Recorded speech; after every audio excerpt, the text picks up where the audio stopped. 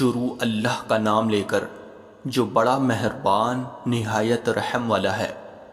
وہ رحمان ہی ہیں جس نے قرآن کی تعلیم دی، اسی نے انسان کو پیدا کیا، اسی نے اس کو واضح کرنا سکھایا۔ سورج اور چاند حساب میں جکڑے ہوئے ہیں، اور بیلے اور درخت سب اس کے آگے سجدہ کرتے ہیں، اور آسمان کو اسی نے بلند کیا ہے اور اسی نے ترازو قائم کی ہے کہ تم تولنے میں ظلم نہ کرو، اور انصاف کے ساتھ وزن کو ٹھیک رکھو اور تول میں کمی نہ کرو۔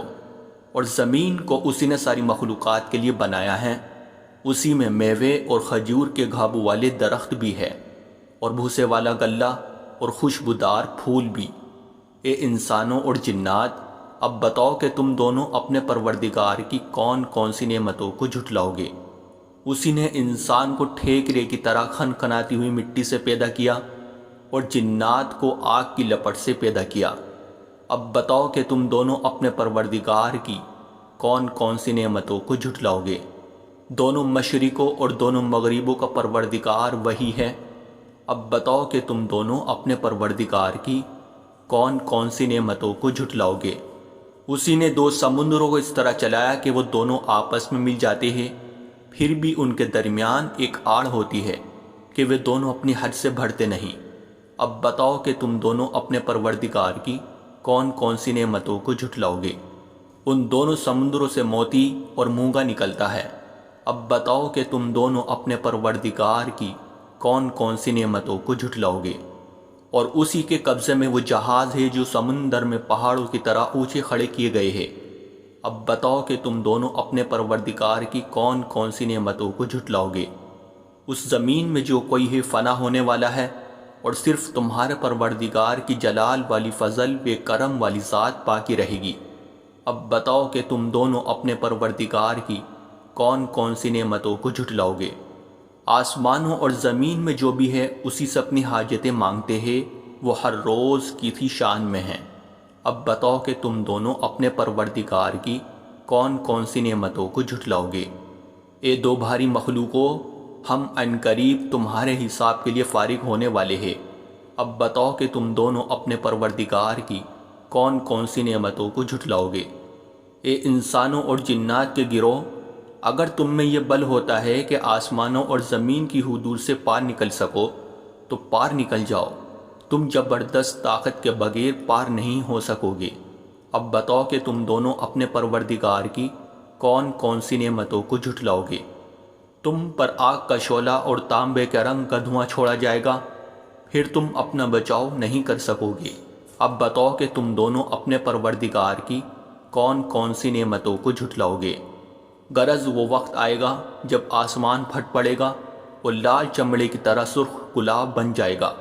اب بتاؤ کہ تم دونوں اپنے پروردگار کی کون کون سی نعمتوں کو جھٹلاؤ گے۔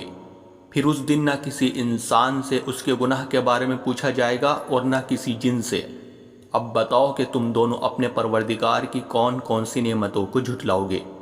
مجرم لوگوں کو ان کی علامتوں سے پہچان لیا جائے گا، پھر انہیں سر کے بالوں اور پاؤں سے پکڑا جائے گا۔ اب بتاؤ کہ تم دونوں اپنے پروردگار کی کون کون سی نعمتوں کو جھٹلاؤ گے۔ یہ ہے وہ جہنم جسے یہ مجرم لوگ جھٹلاتے تھے، یہ اسی کے اور کھولتے ہوئے پانی کے درمیان چکر لگائی گئی۔ اب بتاؤ کہ تم دونوں اپنے پروردگار کی کون کون سی نعمتوں کو جھٹلاؤ گے۔ اور جو شخص دنیا میں اپنے پروردگار کے سامنے کھڑا ہونے سے ڈرتا تھا، اس کے لیے دو باغ ہو گئے۔ اب بتاؤ کہ تم دونوں اپنے پروردگار کی کون کون سی نعمتوں کو جھٹلاؤ گے۔ دونوں باغ شاخوں سے بھرے ہوئے۔ اب بتاؤ کہ تم دونوں اپنے پروردگار کی کون کون سی نعمتوں، انہی دو باغوں میں دو چشمے بہہ رہے ہوگے۔ اب بتاؤ کہ تم دونوں اپنے پروردگار کی کون کون سی نعمتوں کو جھٹلاؤ گے۔ ان دونوں میں ہر پھل کے دو دو جوڑے ہوگے۔ اب بتاؤ کہ تم دونوں اپنے پروردگار کی کون کون سی نعمتوں کو جھٹلاؤ گے۔ وہ جنتی لوگ ایسے فرشوں پر تکیے لگائے ہوئے ہوگے جن کے بستر دبیز ریشم کے ہوگے، اور دونوں باغوں کے پھل جھکے پڑ رہے ہوگے۔ اب بتاؤ کہ تم دونوں اپنے پروردگار کی کون کون سی نعمتوں کو جھٹلاؤ گے۔ انہی باغوں میں وہ نیچی نگاہ والیاں ہوگی جنہیں ان جنتیوں سے پہلے نہ کسی انسان نے کبھی چھوا ہوگا اور نہ کسی جن نے۔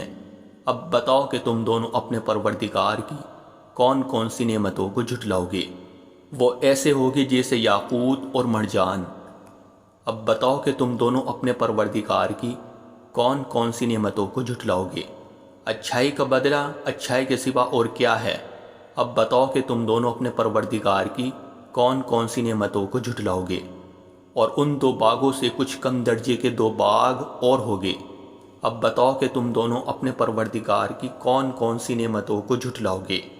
دونوں سبزے کی کثرت سے سیاہی کی طرف مائل۔ اب بتاؤ کہ تم دونوں اپنے پروردگار کی کون کون سی نعمتوں کو جھٹلاؤ گے؟ انہی میں دو ابلتے ہوئے چشمے ہوں گے۔ اب بتاؤ کہ تم دونوں اپنے پروردگار کی کون کون سی نعمتوں کو جھٹلاؤ گے؟ انہی میں میوے اور کھجورے اور انار ہوگے۔ اب بتاؤ کہ تم دونوں اپنے پروردگار کی کون کون سی نعمتوں کو جھٹلاؤ گے؟ انہی میں خوبصورت عورتیں ہوگی۔ اب بتاؤ کہ تم دونوں اپنے پروردگار کی کون کون سی نعمتوں کو جھٹلاؤ گے؟ وہ حوریں جنہیں خیموں میں حفاظت سے رکھا گیا ہوگا۔ اب بتاؤ کہ تم دونوں اپنے پروردگار کی کون کون سی نعمتوں کو جھٹلاؤ گے؟ انہی ان جنتیوں سے پہلے نہ کسی انسان نے کبھی چھوا ہوگا اور نہ کسی جن نے۔ اب بتاؤ کہ تم دونوں اپنے پروردگار کی کون کون سی نعمتوں کو جھٹلاؤ گے؟ وہ جنتی سبز رف اور عجیب و غریب قسم کے خوبصورت فرش پر تکیہ لگائے ہوئے ہوگے۔ اب بتاؤ کہ تم دونوں اپنے پروردگار کی کون کون سی نعمتوں کو جھٹلاؤ گے؟ بڑا بابرکت نام ہے تمہارے پروردگار کا، جو عظمت والا بھی ہے، کرم والا بھی۔ شروع اللہ کا نام لے کر جو بڑا مہربان نہایت رحم والا ہے۔ یاسین، حکمت بھرے قرآن کی قسم، تم یقیناً پیغمبروں میں سے ہو، بالکل سیدھے راستے پر۔ یہ قرآن اس ذات کی طرف سے اتارا جا رہا ہے جس کا اقتدار بھی کامل ہے، جس کی رحمت بھی کامل، تاکہ تم ان لوگوں کو خبردار کرو جن کے باپ داداؤں کو پہلے خبردار نہیں کیا گیا تھا، اس لیے وہ غفلت میں پڑے ہوئے ہیں۔ حقیقت یہ ہے کہ ان میں سے اکثر لوگوں کے بارے میں بات پوری ہو چکی ہے، اس لیے وہ ایمان نہیں لاتے۔ ہم نے ان کے گلوں میں توق ڈال رکھے ہیں جو ٹھوڑیوں تک پہنچے ہوئے ہیں، اور اس وجہ سے ان کے سر اوپر ہو اٹھے رہ گئے ہیں، اور ہم نے ایک آڑ ان کے آگے کھڑی کر دی ہے اور ایک آڑ ان کے پیچھے کھڑی کر دی ہے، اور اس طرح انہیں ہر طرف سے ڈھانک لیا ہے، جس کے نتیجے میں انہیں کچھ سجائی نہیں دیتا۔ اور ان کے لیے دونوں باتیں برابر ہے، چاہے تم انہیں خبردار کرو یا خبردار نہ کرو، وہ ایمان نہیں لائیں گے۔ تم تو صرف ایسے شخص کو خبردار کر سکتے ہو جو نصیحت پر چلے اور خدا رحمان کو دیکھے بغیر اس سے ڈرے، چنانچہ ایسے شخص کو تم مغفرت اور باعزت اجر کی خوشخبری سنا دو۔ یقیناً ہم ہی مردوں کو زندہ کریں گے، اور جو کچھ عمل انہوں نے آگے بھیجے ہیں ہم ان کو بھی لکھتے جاتے ہیں، اور ان کے کاموں کے جو اثرات ہیں ان کو بھی، اور ہم نے ایک واضح کتاب میں ہر چیز کا پورا احاطہ کر رکھا ہے۔ اور اے پیغمبر، تم ان کے سامنے ایک بستی والوں کی مثال پیش کرو جب ان کے پاس رسول آئے تھے۔ جب ہم نے ان کے پاس شروع میں 2 رسول بھیجے تو انہوں نے دونوں کو جھٹلا دیا، پھر ہم نے ایک تیسرے کے ذریعے ان کی تائید کی، اور ان سب نے کہا کہ یقیناً جانو ہمیں تمہارے پاس رسول بنا کر بھیجا گیا ہے۔ انہوں نے کہا تمہاری حقیقت اس کے سوا کچھ بھی نہیں ہے کہ تم ہم جیسے ہی آدمی ہو، اور خدا رحمان نے کوئی چیز نازل نہیں کی ہے، اور تم سراسر جھوٹ بول رہے ہو۔ ان رسولوں نے کہا ہمارا پروردگار خوب جانتا ہے کہ ہمیں واقعی تمہارے پاس رسول بنا کر بھیجا گیا ہے، اور ہماری ذمہ داری اس سے زیادہ نہیں ہے کہ صاف صاف پیغام پہنچا دے۔ بستی والوں نے کہا ہم نے تو تمہارے اندر نحوست محسوس کی ہے، یقین جانو اگر تم باز نہ آئے تو ہم تم پر پتھر برسائیں گے، اور ہمارے ہاتھوں تمہیں بڑی دردناک سزا ملے گی۔ رسولوں نے کہا تمہاری نحوست خود تمہارے ساتھ لگی ہوئی ہے، کیا یہ باتیں اس لیے کر رہے ہو کہ تمہیں نصیحت کی بات پہنچائی گئی ہے؟ اصل بات یہ ہے کہ تم خود حد سے گزرے ہوئے لوگ ہو۔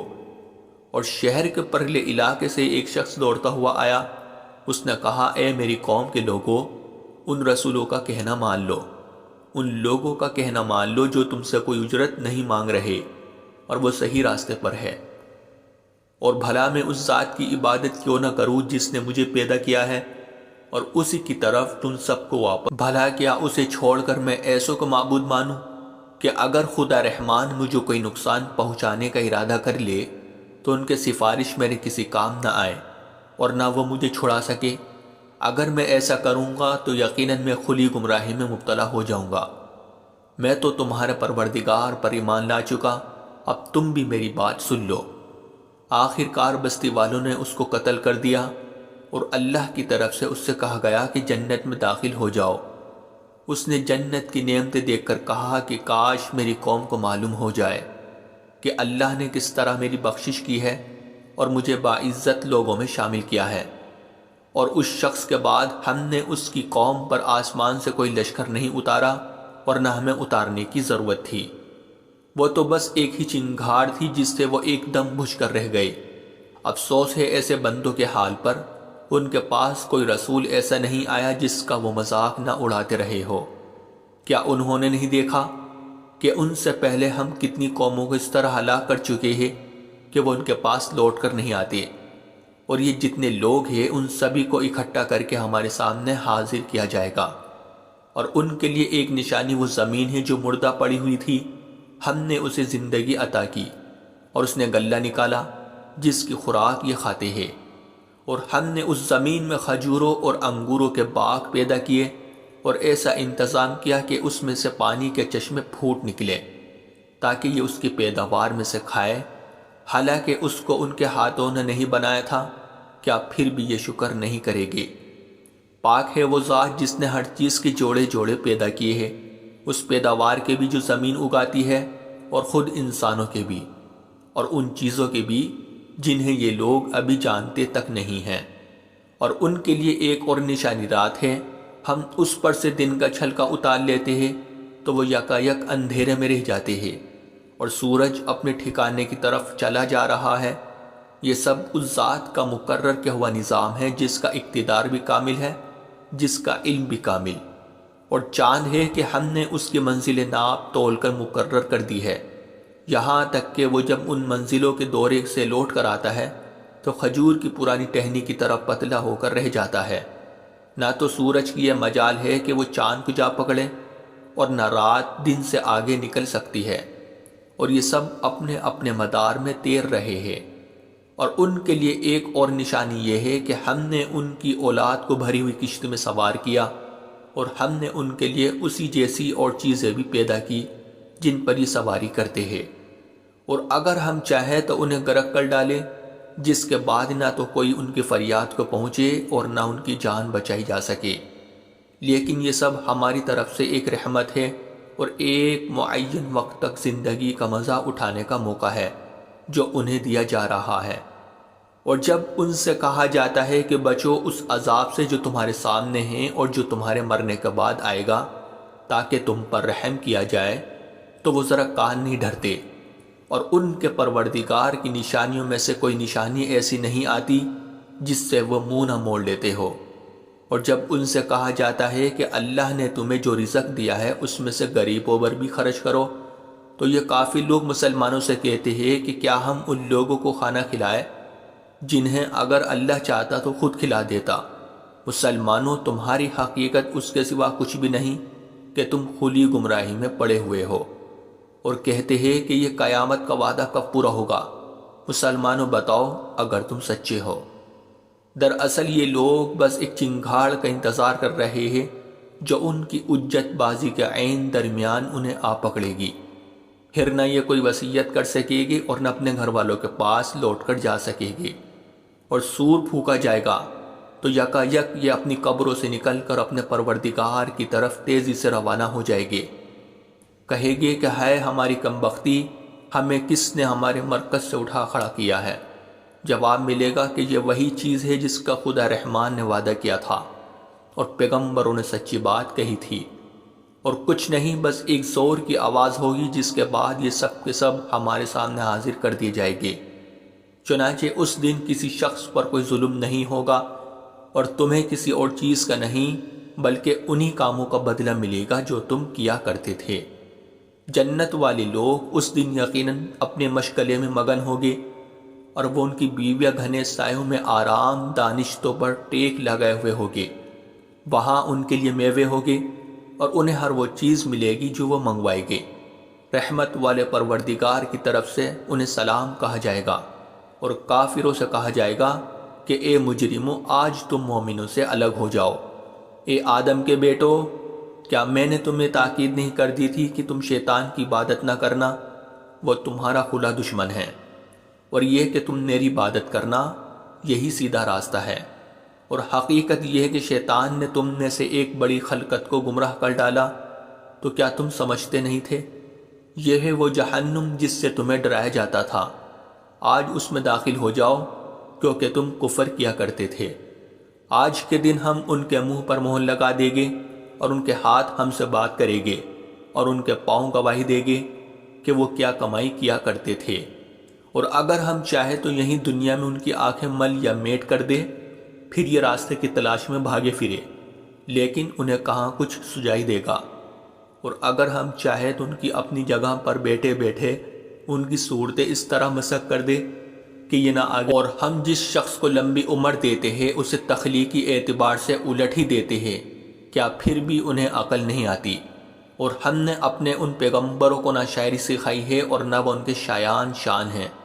یہ تو بس ایک نصیحت کی بات ہے، اور ایسا قرآن جو حقیقت کو کھول کھول کر بیان کرتا ہے، تاکہ ہر اس شخص کو خبردار کرے جو زندہ ہو، اور تاکہ کفر کرنے والوں پر حجت پوری ہو جائے۔